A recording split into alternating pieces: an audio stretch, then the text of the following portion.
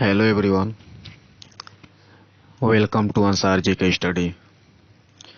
जैसा कि आपको पता है, डेली आपका प्रतियोगी परीक्षा में पूछे गए प्रश्न का क्लास चलता है और हम लोग का आज तीसरा क्लास है। और इस क्लास में हम लोग बहुत सारे नए नए प्रश्न देखते हैं, जैसे कि हम लोगों को पता चलता है कि प्रश्न कैसा बनता है पेपर में। और जितने भी प्रश्न आपको बताया जाता है, ये सभी किसी न किसी परीक्षा में पूछा गया प्रश्न है। तो चलिए इसी को देखते हुए स्टार्ट करते हैं। और आपका प्रश्न आपके सामने है। बताइए, एड्रेस शब्द निम्नलिखित में से किस खेल से जुड़ा है? इसका आंसर बताना है। तो इससे तो एक बात पता चलता है बच्चों, कि जो खेल से संबंधित ट्रॉफी है, चाहे जो भी जुड़ा हुआ है, इससे प्रश्न बहुत ज़्यादा आजकल बन रहा है। तो इसका आंसर जो होगा आपको याद रखना है, ऑप्शन नंबर डी इसका सही होगा। जो एड्रेस शब्द है वो गोल्फ से जुड़ा हुआ है, याद रखिएगा। चलिए अगला प्रश्न आपके सामने है। धेनुका का निम्नलिखित भारतीय राज्यों में से किसका एक प्रसिद्ध संगीत वाद्य यंत्र है? बताइए किस राज्य का प्रसिद्ध संगीत है धेनुका? इसका आंसर क्या है? तो आप सभी को याद रखना है, इसका आंसर आपका उड़ीसा हो जाएगा। ऑप्शन सी सही है इसका। और आपको हम पहले ही बता चुके हैं कि इसमें जो इससे रिलेटेड प्रश्न है वो हम लोग नहीं देखेंगे, सिर्फ देखेंगे कि प्रश्न कैसा आता है, नहीं तो ज़्यादा टाइम लगेगा। और इस तरह 20-25 मिनट में आपका ख़त्म हो जाता है लमसम 40-45 क्वेश्चन। क्लियर है? तो इसका आंसर आपका सी सही है, उड़ीसा। ठीक है, अगला प्रश्न आपके सामने है। बताइए कि किसी भारतीय राज्य की राज्यपाल बनने वाली पहली महिला कौन थी? और आज का काफ़ी इजी प्रश्न, मतलब सबसे हल्का प्रश्न है। इसका आंसर क्या है तो आप सबको पता होगा।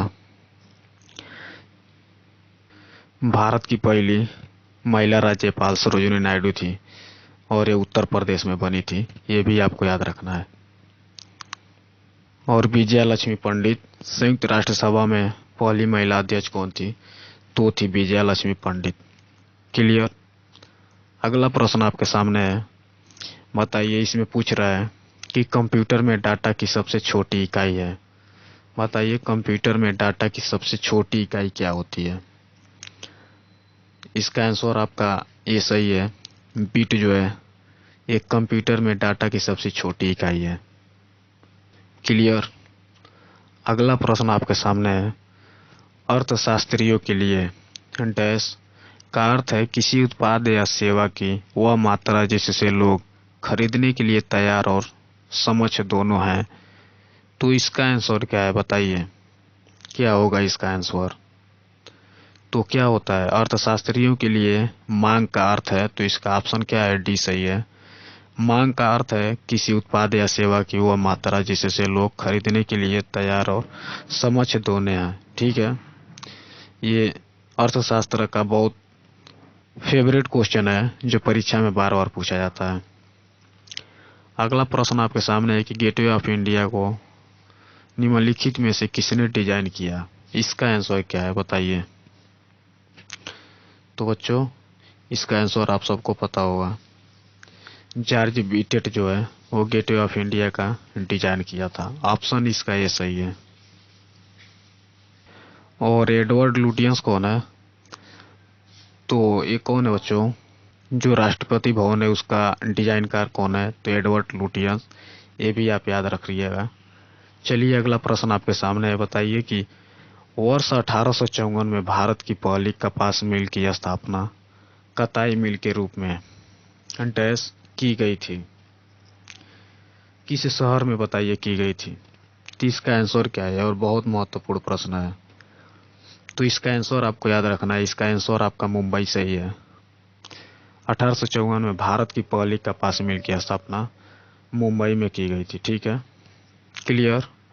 अगला प्रश्न आपके सामने है कि निम्नलिखित में से कौन फाइटर जेट पर लड़ाकू अभियानों को करने के लिए अर्हता प्राप्त करने वाली पहली महिला फाइटर पायलट बनी? इसका आंसर क्या है? इसका आंसर बताइए। तो ये तो बहुत चर्चित क्वेश्चन है, आपको याद होगा, इसका आंसर ऑप्शन डी सही है। भावना कंठ पहली महिला फाइटर है। चलिए आगे देखिए, अगला प्रश्न आपके सामने है कि निम्नलिखित में से कौन सा वसा में घुलनशील विटामिन है जो खून के थक्के, हड्डी के चयापचय और खून में कैल्शियम के स्तर को नियंत्रित करने में भूमिका निभाता है। तो वसा में कौन कौन विटामिन आते हैं, तो आपको याद रखना है के आता है, ई आता है, डी आता है और ए आता है। ये चार हैं जो वसा में आते हैं। तो आप सबको इसका बहुत इजी प्रश्न है, आपको दिखने में लग रहा होगा कि कैल्शियम के स्तर को नियंत्रित करने में भूमिका निभाता है। तो बताइए थक्के में, तो आप सबको पता होगा कि विटामिन के इसका सही आंसर होगा। तो ऑप्शन इसका ए सही हो जाता है। क्लियर है, बहुत इजी प्रश्न था। चलिए अगला प्रश्न देखिए। अब बताइए, श्रीलंका भारत के दक्षिण पूर्वी तट के पास पाक स्ट्रेट डैश की खाड़ी की दूसरी ओर स्थित है। पाक स्ट्रेट के कौन सी खाड़ी की ओर स्थित है दूसरी? इसका आंसर क्या है बताइए। थोड़ा सा अगर माइंड लगाएंगे तो इसका आंसर आप बता सकते हैं। जैसे कि आपको देखने से ही पता चल रहा होगा कि मन्नार की जो खाड़ी है। ऑप्शन इसका सी सही हो जाता है। मन्नार की खाड़ी की दूसरी ओर स्थित है। ठीक है, चलिए अगला प्रश्न बताइए कि दिल्ली इज नॉट फॉर निम्नलिखित में से किस लेखक ने लिखी है? इसका आंसर क्या होगा? तो इसका आंसर आपको याद रखना है, जो रस्किन बॉन्ड है उनकी फेवरेट पुस्तक है Delhi is not for. Option इसका ये सही हो जाता है। अगला प्रश्न आपके सामने है कि हम्पी कोनेरू जो है किस खेल से संबंधित है? इसका आंसर, और काफी इजी प्रश्न, आप सबको पता होगा। तो बताइए कौन है हम्पी कोनेरू? तो आप सबको पता होगा कि ये शतरंज से संबंधित है। तो इसका ऑप्शन आपका बी सही हो जाता है। शतरंज के खिलाड़ी हैं हम्पी। चलिए अगला प्रश्न देखिए। बताइए कौन सी नेपाल की सबसे लंबी नदी है? नेपाल की सबसे लंबी नदी बताना है आपको। इसका आंसर क्या है? तो जो कर्णाली नदी है वही नेपाल की सबसे बड़ी नदी है, आपको याद रखना है। क्लियर। अगला प्रश्न आपके सामने है। बताइए कि भारत के संविधान के किस अनुच्छेद में लोकसभा में अनुसूचित जाति और अनुसूचित जनजाति के लिए सीटों का आरक्षण का प्रावधान है? इसका आंसर काफी इजी प्रश्न है। इसका आंसर क्या है बताइए। तो इसका आंसर आपका ऑप्शन नंबर बी सही हो जाता है। आर्टिकल 330 में है, लोकसभा में अनुसूचित जाति और अनुसूचित जनजाति के सीटों का आरक्षण। ठीक है, तो चलिए अगला प्रश्न बताइए। शिकागो में वह विश्व धर्म सम्मेलन किस वर्ष आयोजित किया गया था जिसमें स्वामी विवेकानंद की धर्म विषयक व्यक्त को एक मुख्य आकर्षण के रूप में शामिल किया गया था? तो ये तो बहुत इजी प्रश्न है, आप सबको पता होगा। बताइए इसका आंसर क्या है। वही स्वामी विवेकानंद, जिनके बचपन का नाम, मूल नाम इनका नरेंद्र दत्त था। बताइए इसका आंसर क्या है। तो इसका ऑप्शन आपका डी सही हो जाएगा। सी सही होता है। 1893 में इन्हें मुख्य रूप से शामिल किया गया था। ठीक है, और अपना परचम लहरा के आए थे शिकागो में स्वामी विवेकानंद जी। और रामकृष्ण की स्थापना इन्होंने ही किया था, ये भी आपको याद रखना है। चलिए अगला प्रश्न देखिए। राजा सांसी अंतर्राष्ट्रीय हवाई अड्डा कहाँ स्थित है? कितने बच्चे इसका नाम ही नहीं सुने होंगे। इसका आंसर क्या है आपको बताना है कि राजा सांसी अंतर्राष्ट्रीय हवाई अड्डा कहाँ स्थित है। तो इसका आंसर आपका ऑप्शन नंबर डी सही हो जाता है। ये अमृतसर में स्थित है। अमृतसर कहाँ है? पंजाब में, आप सबको पता होगा। क्लियर। चलिए अगला प्रश्न देखिए। बताइए 1903 में भौतिकी का नोबेल पुरस्कार जीतने वाली पहली महिला कौन थी? तो कौन थी बच्चों? ते थी मैरी क्यूरी। ऑप्शन इसका बी सही है, जिन्होंने रेडियम और पोलोनियम की खोज की थी। मैडम क्यूरी जी भौतिक का नोबेल पुरस्कार जीतने वाली पहली महिला थी। 1903 में दिया गया था, याद रखिएगा, भूलना नहीं है। अगला प्रश्न आपके सामने है कि अर्थशास्त्र में आईपीओ से तात्पर्य है, यानी आईपीओ का फुल फॉर्म बताना है आपको। इसका आंसर क्या है आप बताइए। तो इसका आंसर आप बता रहे हैं आपको, ऑप्शन ए सही है। इनिशियल पब्लिक ऑफरिंग इसका आंसर सही है, ऑप्शन ए सही हो जाता है। अगला प्रश्न है कि मानव त्वचा, बाल और आंखों को उनका रंग देने वाले रंजक को क्या कहा जाता है, मतलब किसकी वजह से जो है बताइए ये रंग का प्रभाव पड़ता है, बताइए इसका आंसर क्या है। तो जो मेलिन है आपको पता होगा एक तरह से क्या है, एक हार्मोन है, तो इसका ऑप्शन आपका डी सही हो जाता है। मेलिन की वजह से मानव का त्वचा, बाल, आंख ये सभी उनके रंजक को प्रभावित करता है। ठीक है, चलिए अब बताइए अगला प्रश्न है कि किसी क्षेत्र विशेष में रहने वाले कुल जीवित प्राणियों को क्या कहा जाता है, बताइए इसका आंसर क्या हो सकता है। तो आपको याद रखना है बायोमास, ऑप्शन डी इसका सही है। कुल जीवित प्राणियों को बायोमास कहा जाता है, ऑप्शन डी इसका सही है। क्लियर। तो चलिए अगले प्रश्न के साथ, विश्व उच्च रक्तचाप दिवस कब मनाया जाता है, इसका आंसर आप बताइए। तो आपको याद रखना है इसका आंसर 17 मई सही है, ऑप्शन डी सही हो जाता है। ऑप्शन नंबर डी के साथ चले जाइए। विश्व उच्च रक्तचाप दिवस मनाया जाता है 17 मई को। क्लियर। तो अगला प्रश्न बताइए, 2011 की जनगणना के अनुसार भारत का कौन सा जिला सबसे अधिक आबादी वाला है, बताइए। 2011 की जनगणना के पूछ रहे हैं हम, तो आप सबको याद रखना है जो ठाणे है महाराष्ट्र में वो सबसे अधिक आबादी वाला है। ठीक है, तो इसका आंसर क्या होता है, ऑप्शन नंबर बी सही है। क्लियर। चलिए अगला प्रश्न देखिए, अब आपको बताना है कि किस वर्ष में श्रीलंका में democratic socialist Republic of Sri Lanka का गठन करके एक नया संविधान अपनाया गया था। ये बहुत महत्वपूर्ण प्रश्न है बच्चों, इसका आंसर क्या हो सकता है आपको बताना है। तो देख रहे हैं ना बच्चों कैसे कैसे प्रश्न आता है, जो बच्चे वाकई में पढ़ाई करते होंगे इसका महत्व समझ सकते हैं। ऐसे ऐसे क्वेश्चन बनता है और हम लोग कंफ्यूज रहते हैं कि कहाँ से प्रश्न आता है। तो देखिए इससे आपको अंदाजा लग सकता है कि किस तरह से प्रश्न आता है। तो इसका आंसर आपको याद रखना है, ऑप्शन सी सही है, 1978 में इसका आंसर सी सही है। क्लियर। चलिए अगला प्रश्न आपके सामने है, निम्न में से कौन सी पहाड़ी असम में स्थित है, असम में कौन सी पहाड़ी है बताइए, इसका आंसर क्या है। ये तो बहुत इजी प्रश्न है, कार्बी आंगलोंग पहाड़ी, ये कहाँ है, असम में है। तो इसका आंसर क्या सही होगा, इसका आंसर ऑप्शन सी सही हो जाता है। ठीक है, और ये अरावली पर्वत कहाँ है, तो राजस्थान में, आप सबको पता होगा। जावड़ी सेवराय ये तमिलनाडु में पड़ता है। क्लियर। अगला प्रश्न है, बताइए कि कौन सी नेपाल की सबसे लंबी नदी है, और ये हम लोग पहले प्रश्न देख चुके हैं तो इसको नहीं देखेंगे हम लोग। अगला प्रश्न आपके सामने है कि अर्स मेजर नक्षत्र को भारत में किस नाम से भी जाना जाता है, बताइए इसका आंसर क्या है। तो आप सबको याद रखना है सप्तऋषि के नाम से इनको जाना जाता है, ऑप्शन ए सही है इसका।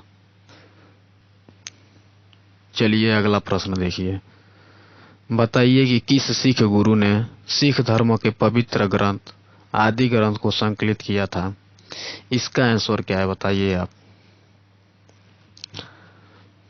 तो इसका आंसर क्या हो सकता है, आप सबको पता होगा कि जो गुरु अर्जुन देव थे, पांचवें सिख गुरु, उन्होंने आदि ग्रंथ को संकलित किया था। इसका ऑप्शन आपका सी सही हो जाता है। क्लियर। चलिए अगला प्रश्न देखिए, बताइए वाइज एंड अदरवाइज पुस्तक का लेखक निम्नलिखित में से किसने किया है, बताइए इसके लेखक कौन है। तो इसका आंसर क्या है बच्चों, तो आपको याद रखना है सुधा मूर्ति, ऑप्शन इसका सी सही हो जाता है, सुधा मूर्ति। और कल हम आपको एक क्वेश्चन बताए थे, द नेम से एक पुस्तक के लेखक कौन है, जो बताए थे आपको झुम्पा लाहिड़ी जी। और अरुंधति राय की भी एक पुस्तक बताए थे, the God of small thing, जिसकी लेखक थी अरुंधति राय। ये सभी महत्वपूर्ण प्रश्न है, मतलब पुस्तक हैं जो बार बार पूछे जाते हैं। चलिए अगला प्रश्न है, बताइए कि जून 2021 तक कि स्थिति के अनुसार किस भारतीय राज्य में जिलों की संख्या सबसे कम है? वो तो ये सबको आपको पता होगा, बताइए इसका आंसर क्या है। तो जैसे कि आपको पता है कि गोवा में मात्र दो ही जिले हैं, एक नॉर्थ गोवा और एक साउथ गोवा। तो इसका ऑप्शन क्या सही हो सकता है? ऑप्शन बी सही है इसका बच्चों, ठीक है, गोवा। क्लियर। चलिए अगला प्रश्न बताइए कि 2019 में रडार इमेजिंग उपग्रह रिसेट 2B को डैश में से स्थित सतीश धवन अंतरिक्ष केंद्र द्वारा सफलतापूर्वक लॉन्च किया गया था, कहां से? इसका आंसर क्या है? काफी इजी प्रश्न, आप सबको पता होगा, श्रीहरिकोटा सतीश धवन अंतरिक्ष केंद्र। तो ऑप्शन इसका क्या सही है? ऑप्शन इसका डी सही है, ठीक है। और सतीश धवन अंतरिक्ष केंद्र कहाँ है? आंध्र प्रदेश में, आपको पता ही होगा, ठीक है। चलिए अगला प्रश्न बताइए कि 1757 डैश लड़ाई के बाद अंग्रेज ने भारत में राजनीतिक शक्ति हासिल की, बताइए कौन सी लड़ाई हुई थी 1757 में? आज का काफी इजी प्रश्न, तो इसका आंसर आपका प्लासी हो जाता है। लॉर्ड क्लाइव और सिराजुद्दौला के बीच लड़ी गई थी। चलिए अगला प्रश्न बताइए कि भारतीय फिल्म स्टार राहुल बोस भारत के किस खेल से जुड़े हुए हैं? क्या प्रश्न है, बताइए। बहुत आप लोग मैच देखते हैं, तो इसका आंसर क्या हो सकता है आपको बताना है। तो ये क्रिकेट से तो बिल्कुल नहीं है, और क्रिकेट ऑप्शन में भी नहीं है, तो इसका आंसर आपका सी सही होगा, रग्बी से संबंधित है। और ये पूछे गए प्रश्न है, देखिएगा, इसको याद रखिएगा। अगला प्रश्न आपके सामने है, बताइए कौन सा देश 2022 में फीफा अंडर 20 और अंडर 16 महिला विश्व कप की मेजबानी करेगा? इसका आंसर क्या है बताइए, आप सबको बताना है। तो अपना देश भारत करने वाला है इसका मेजबानी, तो ऑप्शन इसका कौन सही हो जाता है? ऑप्शन बी सही हो जाता है। क्लियर। चलिए अगला प्रश्न देखिए और बताइए कि निम्नलिखित में से क्या एक आउटपुट डिवाइस नहीं है? तो इसका आंसर क्या है बताइए, इसका आंसर क्या हो सकता है? और आउटपुट क्या होता है बच्चों? जैसे कोई भी चीज अंदर जाता है और फिर बाहर आता है, उसी ही आउटपुट कहा जाता है। जैसे हेडफोन, आपको पता है धुन चलता है तो अंदर से बाहर की तरफ आवाज देता है, तो ये तो हो नहीं सकता। प्रोजेक्टर, ये भी आपको नहीं हो सकता, उस पे लाइट मारा जाता है तो उस पे एक चित्र दिखाता है, तो ये भी आपका आउटपुट ही है। प्लाटर भी, ये भी नहीं हो सकता। एक जाय स्टिक है जो एक आउटपुट नहीं है, तो इसका ऑप्शन आपका सी सही हो जाता है, जाय स्टिक। चलिए अगला प्रश्न बताइए कि ऐसे मामले जो व्यवस्था का प्रश्न नहीं है, उन्हें लोकसभा के किस अनुच्छेद के तहत विशेष उल्लेख के जरिए उठाया जा सकता है? इसका आंसर क्या है आपको बताना है। तो इसका आंसर आपका 377 आपको याद रखना है, और ये बहुत कम लोग जानते होंगे इसका आंसर, तो याद रखना है, ऐसे प्रश्न आते हैं बच्चों, ठीक है। चलिए तो अगला प्रश्न बताइए कि डैश पत्ते के तने जैसा हिस्सा होता है जो अंकुर को तने से जोड़ता है? तो इसका आंसर क्या हो सकता है बच्चों? तो इसका आंसर आपका सी सही है, डेंटल, आपको याद रखना है। क्लियर। चलिए अगला प्रश्न बताइए कि ट्यूडल शब्द निम्नलिखित खेलों में से किस खेल से जुड़ा है? इसका आंसर क्या है बताइए, आपको बताना है ट्यूडल शब्द किस खेल से है। और ये बहुत महत्वपूर्ण प्रश्न है, तो ये टेबल टेनिस है, इसका आपका आंसर याद रखना है, टेबल टेनिस से संबंधित है। क्लियर। चलिए अगला प्रश्न आपके सामने है, क्षारीय धातु ठंडे पानी के साथ तेजी से अभिक्रिया करती है जिसके परिणाम स्वरूप डैश का विस्थापन होता है, किसका विस्थापन होता है? बताइए, साइंस का बहुत फेवरेट क्वेश्चन है, इसका आंसर क्या है? तो आप सबको याद रखना है, इसका आंसर ऑप्शन नंबर डी सही है, hydrogen. Clear. Option number D सही है, इसका हाइड्रोजन विस्थापन होता है, याद रखिएगा। चलिए अगला प्रश्न बताइए, डैश समुंदर से मिलने वाली एक नदी का विस्तृत छोर होता है, क्या होता है? संकरी खाड़ी होता है कि घुमावदार मार्ग कि तंग नदी घाटी कि मुहाना? इसका आंसर क्या है? तो एक मुहाना होता है, ठीक है, आंसर आपका ऑप्शन नंबर डी सही है। चलिए अगला प्रश्न बताइए कि प्रसिद्ध नर्तक चेमन कोनी रामन नायर निम्नलिखित में से किस नृत्य से जुड़े हैं? इसका आंसर क्या है बताइए। तो यह कथकली से जुड़े हैं। ऑप्शन इसका डी सही हो जाता है। Option number D Kathakali. ठीक है, क्लियर। चलिए अगला प्रश्न बताइए कि 1973 में प्रोजेक्ट टाइगर की शुरुआत किस राष्ट्रीय उद्यान में की गई थी? ये तो सभी जानते हैं कि प्रोजेक्ट टाइगर की शुरुआत 1973 में की गई, पर क्वेश्चन देखिए कैसे घुमा के पूछ रहा है कि किस राष्ट्रीय उद्यान से की गई थी। तो आप सबको बता दे रहे हैं, इसका आंसर आपका सी सही है। जिम कॉर्बेट नेशनल जो पार्क है वहां से टाइगर प्रोजेक्ट की शुरुआत की गई थी। क्लियर, ऐसे नहीं भूलेंगे ना। चलिए अगला प्रश्न है, पानी में पास पास बिखरे हुए द्वीपों की श्रृंखला को क्या कहा जाता है? बहुत पढ़ते हैं, बताइए। इसका भूगोल का क्वेश्चन है, इसका आंसर क्या है? तो क्या कहा जाता है बच्चों? उसे द्वीप समूह कहा जाता है। ये तो आप सबको पता होगा। ऑप्शन इसका क्या सही है? बी सही है। ठीक है, चलिए अगला प्रश्न आपको बताना है। नहीं, आज इतना ही प्रश्न था। तो बच्चों ये सेशन कैसा लगा और आपको नए नए प्रश्न दिखने को मिले कि नहीं, ये आप सबको दिखे होगा कि कैसे कैसे प्रश्न पूछे जाते हैं। तो आप देखना ना भूले। अगर डेली चाहते हैं कि ऐसा वीडियो आपको मिले तो कमेंट बॉक्स में जरूर बताइएगा, और प्रश्न कैसे लगे ये भी आपको बताना है। आपको बार बार बता रहे हैं कि बच्चों ये सभी पूछे हुए प्रश्न है, प्रीवियस ईयर के पेपर के हैं। तो ये पेपर पूछे जा सकते हैं, क्वेश्चन पूछे जा सकते हैं। ऐसा नहीं है कि एक बार पूछ लिया तो नहीं पूछे जा सकते हैं। और ऐसा ऐसा क्वेश्चन आप देख रहे हैं, बहुत कम ही, मतलब बहुत कम लोगों को अच्छे प्रश्न मतलब ऐसा दिखने को मिलता होगा। तो चलिए फिर मिलते हैं अगले दिन। Thank you so much.